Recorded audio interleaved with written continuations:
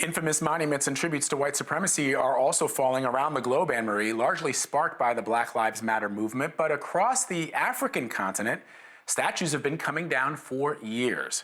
CBS News correspondent Debora Patta has been speaking to experts in South Africa who argue that it's not enough just to remove the figures that represent oppressive regimes and Africa's colonial past.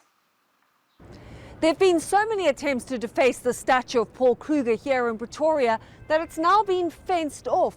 Ironically, Kruger fought against one system of oppression, British colonialism, only to usher in another, a white racist government. Now, across the continent, Africa has been pulling down statues for years, but experts say it's not enough to address historical wrongs. Students at South Africa's University of Cape Town cheered when the statue of Cecil John Rhodes met its ignominious end 5 years ago. They had long been demanding its removal, insisting it was offensive to glorify a racist colonizer. It was a cathartic moment, believes constitutional lawyer Luando Klaso. And I think statues represent so many ideas that are wrapped up in the physical object itself, and that by toppling them, you are saying that those ideas that they represent no longer have a place in society.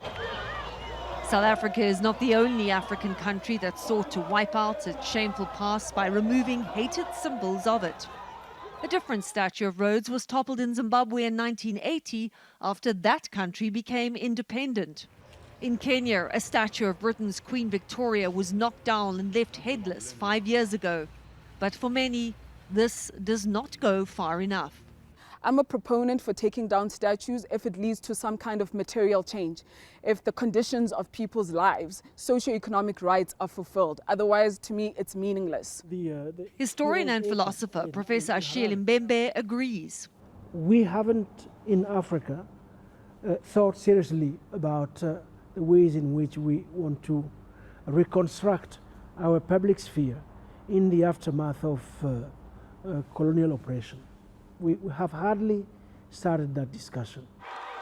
In Cape Town, the dismantling of the Rhodes statue morphed into a far bigger campaign known as the Fees Must Fall movement, which sparked nationwide protests. Students wanted free tertiary education and demanded the curriculum be decolonized. The debate over statues is always a debate about more than statues. The transformation of the curriculum so that it reflects who we are, where we come from, what we are struggling with, and where we want to go. Re-examining historical injustice can result in its symbols being replaced with something new. It's an opportunity to reimagine what kind of values a society upholds. So I think for me, if I took the Cecil John Rhodes statue, I'd want to melt some parts of it, create an interesting feature out of it, reforming parts of it into something that tells a bigger story than just of Cecil John Rhodes, but maybe tells the story of what Rhodes represents.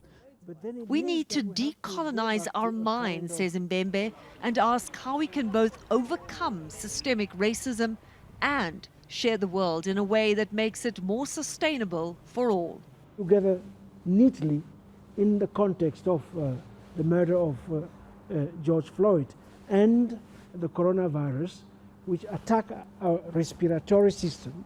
I have here in mind the last words of many of those victims: "I can't breathe."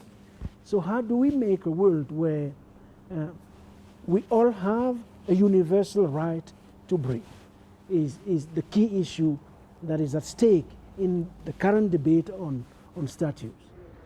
Paul Kruger's statue may well be taken down in the future, but the wounds of racism run deep, which is why many here say it's not enough to topple statues. Reconstruction must include socioeconomic justice. Vlad, Anne-Marie?